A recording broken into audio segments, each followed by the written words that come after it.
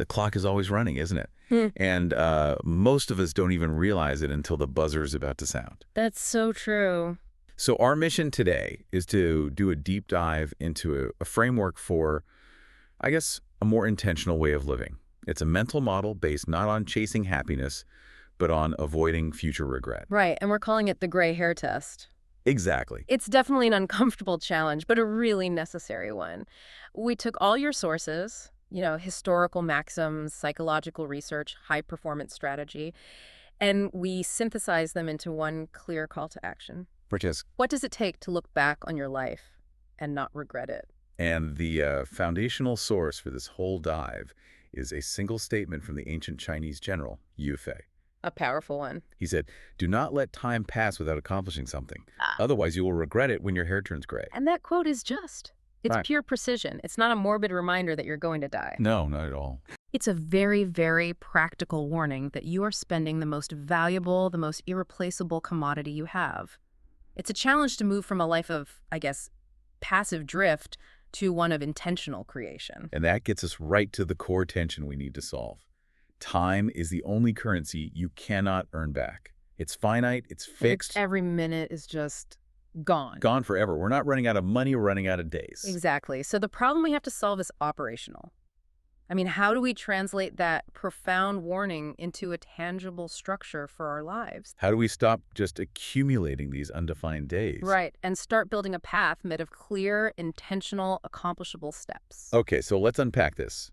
I think we need to start by identifying the enemy. And the sources were very clear that the single greatest threat to living intentionally is something they call the tyranny of the undefined day. That's a brutal, but boy, is it an accurate label. It really is. It describes that illusion of time's abundance, Yeah. especially when we're younger. The cruelest trick time plays is making us feel like the days stretch on forever. We think, oh, there will always be another chance, or I'll start that tomorrow. Always tomorrow. I think we all recognize that feeling. You wake up without a defined purpose, you sort of move without direction, and then you accumulate days without accomplishing anything you can actually name. You've fallen for the tyranny when you hit the evening and realize you spent, 4 hours scrolling, and you can't pinpoint one meaningful thing you did. And this is where we have to stop thinking of our lives as something that just happens to us. We need to apply the rigor of the professional world to our personal existence. You mean like Peter Drucker? Exactly like Peter Drucker. Right. The management guru, he insisted that in any successful organization, we have to define our own tasks. No one else knows the unique contribution that we can make. But most people think of Drucker in a business context, right? Or management strategy. You're arguing his insight applies to our lives outside of work, too. It absolutely does. Life itself is knowledge work. I mean, every one of us carries specialized knowledge about our own unique gifts, our deepest values. And the obligations only we can fulfill. Yes.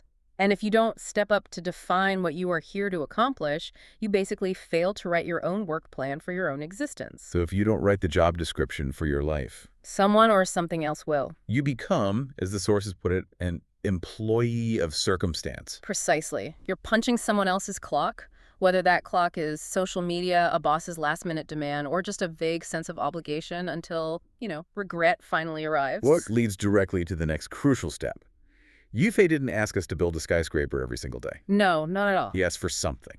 Singular, specific, definable. This moves us from these big philosophical concepts to the practical architecture of daily accomplishment. And the challenge here is really the definition of specificity. Vague goals are the enemy of an intentional life. If your daily intention is just, say, be productive, you will always fail the gray hair test because you can't verify it. I find this requirement incredibly grounding. It demands a simple internal ritual.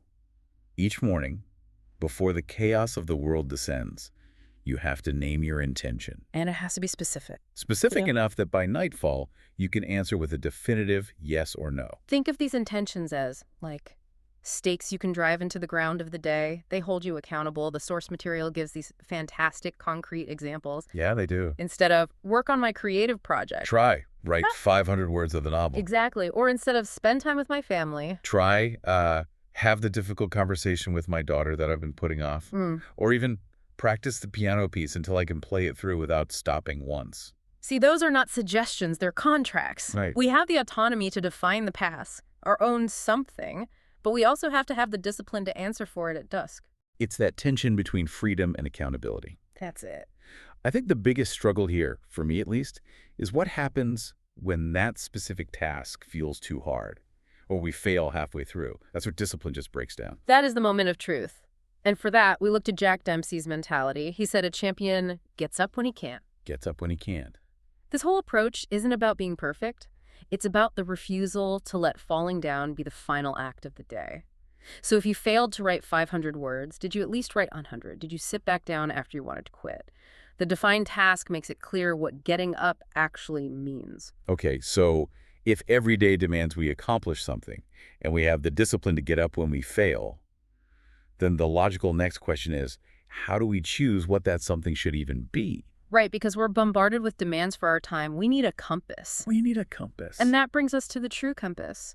If we prioritize tasks that just accumulate credentials or money, we might win the career game, but we could still fail the gray hair test. So for this, we turn to Leo Tolstoy, who offers the clearest guide. Love is the measure of time well spent. Now, wait a minute. That sounds beautiful, but isn't it a little soft? If my something for the day is completing a complex technical report, how is that an act of love or service? Isn't that just self-advancement? That's a fair challenge, and the synthesis of the sources really clarifies this.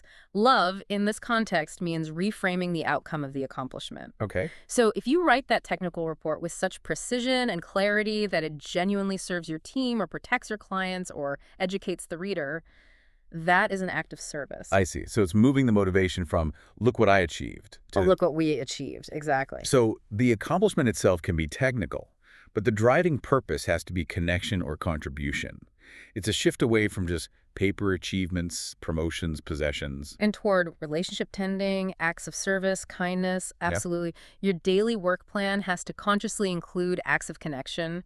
Who needs your attention today? What can I do to lessen a burden for someone else? The individual sometimes has to lose for the team to win. That's a great way to put it. And if we don't adopt this wider perspective, what's the risk? The ultimate regret, which the sources call realizing we built a monument to isolation.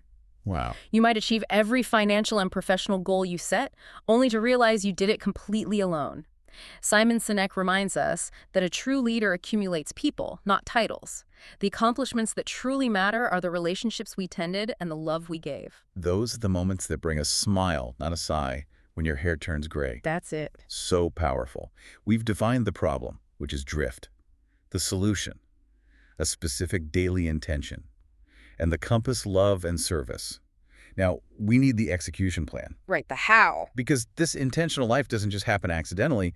The sources stress that we don't rise to the level of our expectations. We fall to the level of our training. We fall to the level of our training. Drift is the gravitational pull of the default. To fight it, we need a daily training regimen for presence, for focus, and for resilience. And we call this deliberate practice in presence.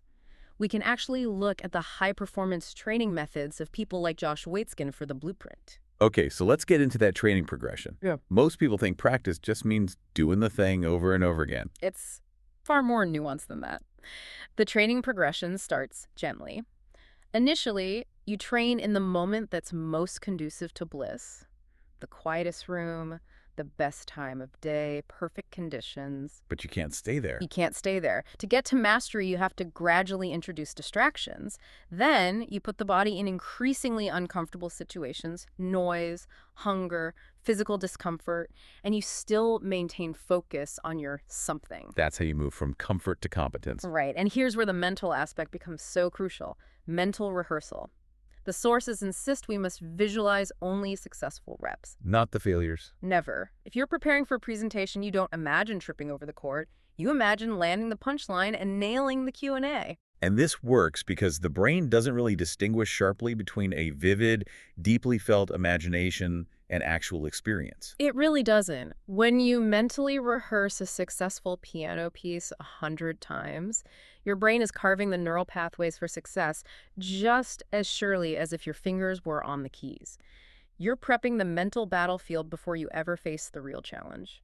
And what happens when that real friction arrives? Because the moment you define your something, writing the 500 words, practicing that difficult piece resistance shows up. It always does. That's where we learn the "it's so good" game. It's such a simple but profound practice. When the task gets difficult, when you realize the conversation is going sideways, when your body wants to quit, you practice pausing, smiling, and saying internally, "It's so good." I love the contrarian logic there. It trains us to stop viewing friction as a sign we should quit and instead to welcome it. Welcome it as the precise location where growth lives. It ensures you don't abandon your daily something the moment effort is actually required.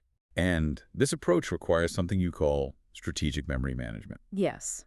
You have to curate your past experiences to build confidence for the future. You only deposit positive thoughts in your memory bank. When you recall past attempts, you have to focus on the completions, not the collapses. So if I visualize myself quitting the technical paper 3 times last week, I'm actively weakening my mental framework for today's attempt. Exactly. You're programming yourself for failure. You must actively rewrite the narrative of failure into a narrative of persistence. Remember the time you got up when you couldn't, not the time you stayed down. That foundation is the fuel for tomorrow's discipline. And after all that training, the presence, the visualization, the memory management, the culmination is a single quality that we should all aspire to. Poise. Poise, grace under pressure. It's the visible manifestation of your inner preparation meeting that outer challenge. Yes. When the deadline hits, when the stakes are high, the person who trained for presence doesn't panic. They just execute. They've practiced being afraid and acting anyway so many times that composure becomes the default, not the exception. Poise is the successful rep that happens automatically because that neural pathway was carved through conscious training. But here's the essential paradox of this whole intentional life. That intense level of training requires equally intense recovery. We have to stop celebrating self-sabotage. I mean, modern culture wears sleep deprivation like a badge of honor, claiming we can override millions of years of evolutionary programming with caffeine and bright screens and sheer willpower. It's ridiculous. It is ridiculous. And we all do it. We think by skipping 2 hours of sleep, we're stealing time back. But what you're arguing is we're actually paying a debt with ruinous interest. Precisely. When you cheat sleep, you are fundamentally sabotaging tomorrow's accomplishment, your decision-making abilities, and critically, the brain's ability to consolidate the learning you did during the day. The sources are pretty blunt about it. They are. We must join the other mammals and sleep when it's dark. Obey nature rather than trying to override it. So if we put it all together, what does the successful, the regret-proof daily cycle look like for you, the listener? It's a closed loop.